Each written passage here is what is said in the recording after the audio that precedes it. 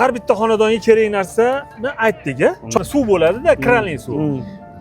Atrof setka bo'lsa, parazitlari o'shalariga asosan kerak. Shu qo'ylar hali qatib qoladi-yu, qo'zalari o'smasligi, shu teri nafas olmasligidan.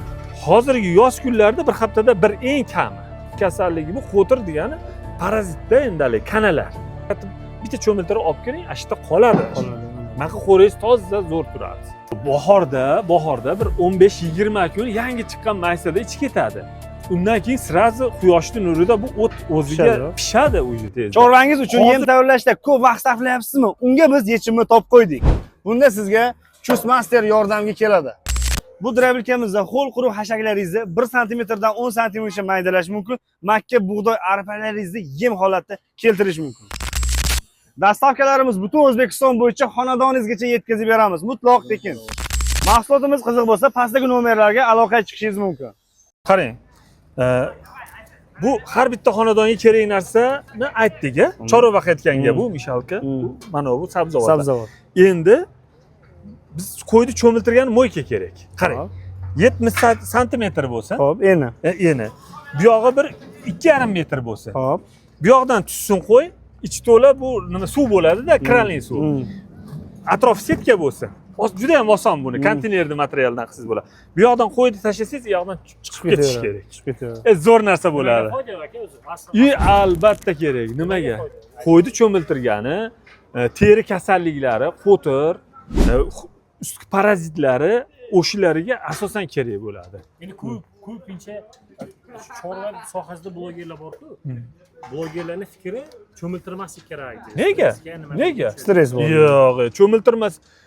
Shu qo'ylar hali qatib qoladi-yu, qo'zalari o'smasligi, shu teri nafas olmasligidan. Iloji bo'lsa, ashuni kir sovunda cho'miltirib junun tagidan olib, bir oy baqing, o'zingiz qana rezultatini bilib qo'yasiz. Nimaga cho'milish kerak hayvon? Hayvon cho'milish kerak.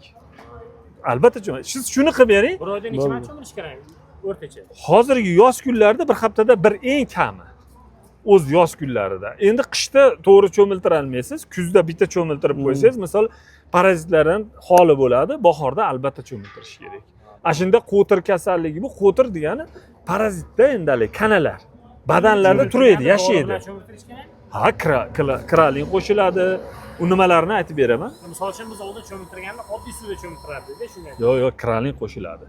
O'zini cho'miltiradigan maxsus nimalari bor, dorilari. O'sha terini hujayralarni ochib beradi, nafas oladi, zo'r katta. Demak, bitta asosiy anaqalardan biri ekan, sirlardan biri. Eng zo'r sirlardan biri. Ya'ni qo'chqoringiz katta bo'lishini asosiy sabablardan biri. Yo'q, mana qarang, o'sishini. Mana hozir qo'tir tushadi. Odamlar qo'tirni yo'qotolmayapman deydi. Ha, qo'tir qayta tushyapti, yerda. Qo'yxonaning pastida. U qo'tir kanada. Pastga tushib, pastda tuxumlar vij-vij bo'lyapti. Agar lupada bunday ko'radigan bo'lsangiz, qancha qo'tir qo'ringizda qanaqa kasallik borini ko'rasiz. Misolda, o'sha narsani kralinda cho'miltirganingizdan keyin shu qo'yda kiryatib bitta cho'miltirib olib keling, ashta qoladi. Mana qo'ringiz toza zo'r turadi.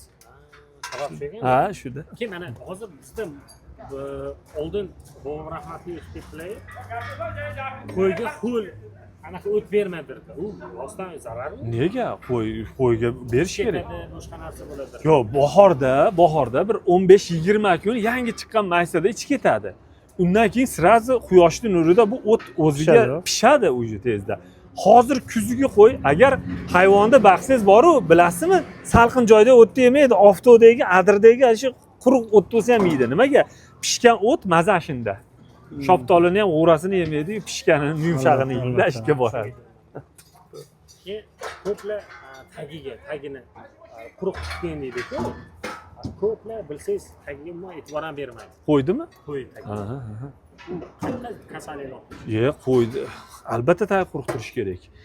Shuni Oybek qo'ydi oyog'idan sovuq o'tmasa, masalan, ertaga qish kirib kelyapti-ku.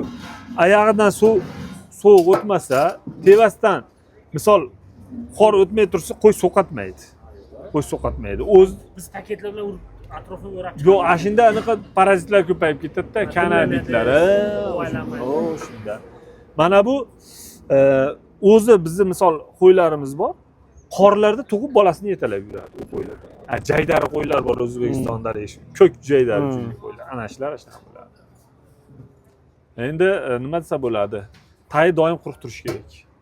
Demak, o'zi chorvani deylik, ko'plar 4 ta 6 ta bilan boshlaydi. Ya'ni qo'y boqishda 4 ta 6 ta bilan o'sha bilan rivojlanib ketishsa bo'ladimi? Men 2 dona endi haligi yaqinda meni bir narsa chiqargandim. Bitta qo'y 10 yilda 1024 ta bo'ladi dedi. O'zim gapirmasdan, nima ko'rsatmasdan chiqib ketgan shu u matematika hisoblashda endi. Siz hisoblagan. Hisoblab berganman. Men ham eshitganman endi. Men o'zim hisoblamagan. Mana shu yangi qo'yga qiziqishni boshlaganimda bitta qo'y 10 yilda 1024 ta bo'lar ekan. Endi buni tagida hali mantiqan javob yotibdi-ku. Nima desa bo'ladi hali baraka qo'y. Baraka. Baraka. Hech qaysi biznes uchun 1000 barobar ko'payib ketmas ekanda 10 yilda. Bu demak qo'y baribir tagida tadbirkorlik, manfaat yotibdi. To'g'risida foyda qilmasangiz uni baqmaysiz ziyonga. Endi avvalambor sunnat payg'ambarimizdan, lekin o'sha narsa ham bor-ku. Hech qaysi narsa 1 yil, 10 yilda 1000 barobar ko'paymas ekan degan ma'no yotibdi. Misol, qo'yni bir donadan ham boshlayverasiz, Xudo barakasini bersa shuncha ko'payadi. Endi bu baribir savollarimizni berib oldik. O'zimizga qiziq.